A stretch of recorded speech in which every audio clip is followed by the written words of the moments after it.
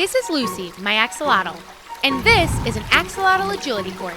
It's my attempt to get Lucy moving while stimulating her brain activity. She will need to pass through what is basically a 3-part Ninja Warrior obstacle course, and at the end, she will be rewarded with her favorite snack, an earthworm. Why did I choose an earthworm? Over the course of her lifetime, I've fed Lucy a variety of snacks. She eats specially formulated pellets daily, bloodworms every few days, and earthworms on special occasions. Earthworms have quickly become her absolute favorite snack.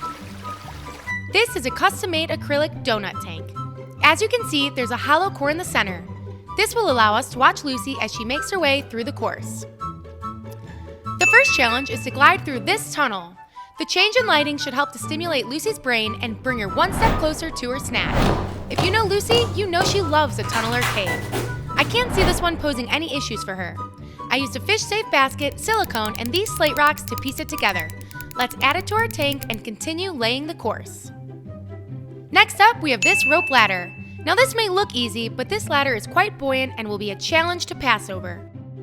Axolotls have an amazing sense of touch, so these natural dowels will help Lucy on her ascent. Lucy's balance will definitely be put to the test. Finally, we have the Great Wall of the Lucky Bamboo. I've used this plant with Lucy before and she loves it. I wonder if her familiarity with these will help her during this challenge. These stalks are in a linear formation and create a small opening that Lucy must get through to complete the course. To lay the course, I started with white sand. I love using white sand in my aquariums because it gives the tank a clean, crisp look. Did you know that axolotls are compatible with sand? When they're longer than 4 inches, they can pass sand without impaction. Let's fill up the tank and finish adding in our obstacles. These aquatic plants will give our agility course a more natural look while also helping to filter and remove nitrates from the water. They will also provide some coverage for Lucy in the tank. This large piece of Ceres stone will act as our starting point for Lucy. We will place her prize directly on the other side of this wall. Let's add our filter before cycling the tank. This process typically takes between 2 to 4 weeks and helps to establish beneficial bacteria. I was able to speed up this process by using some of Lucy's established filter media. It's finally time to add Lucy to the tank.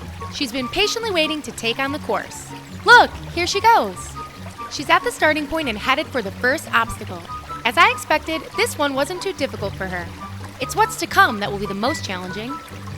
To help motivate her for obstacle number 2, I placed one of her pellets at the peak of the bridge. She made her way up the bridge and completely missed the snack. She's on her way to the final obstacle. It took her no time at all to squeeze past the Great Wall of the Lucky Bamboo. In the end, I helped her out with her worm. She worked so hard today. Even though it took her 3 hours to complete the course, I'm so proud of her. Thanks for watching.